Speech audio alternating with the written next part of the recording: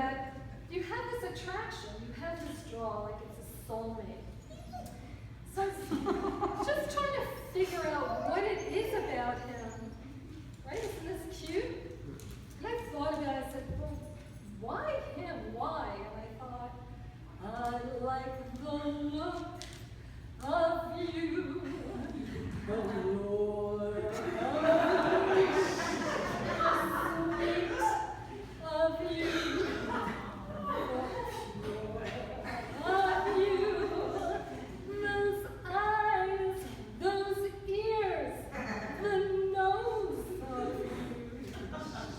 you, east, west, north, and let's not leave out the south of you. I'd like to take complete control of you and handle the heart and soul of you. I'm boring him. So love me a little do, 'cause I love all of you. You know, I had a dog before him, and maybe you've had this thought yourself. You said, oh, I can never go through it again. You know, you come to the end and you just don't want to have another one in your life because you just don't want to have that heartbreak. And I thought that would be me. And I woke up one day, I said, oh no, there are no paws running to the door when I come home from work, no wagging tail in my face, no furniture being eaten. I have just got to do this again. And I had that vibe that my canine soulmate was out there, and I had to go get him. So with all the drama involved and the choice of the day, we were having a blizzard. We made it to the train to go out to Long Island because it couldn't be a local shelter. You know, so out to the island I go, Port Washington, you probably know where I went. And the shelter was open, there were drifts of snow, I trudged through the snow because I was determined if I didn't go on that day, that even though I didn't know who he was, that he might be gone the next day. And I got to the shelter, it was open, I opened the door, and there were no lights. There had been a power outage. But there was enough light coming in from the skylight and the windows to be able to see who was there.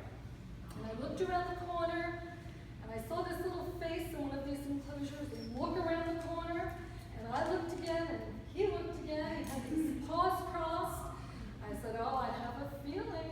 And I went over, and he was in an enclosure with two little chihuahuas.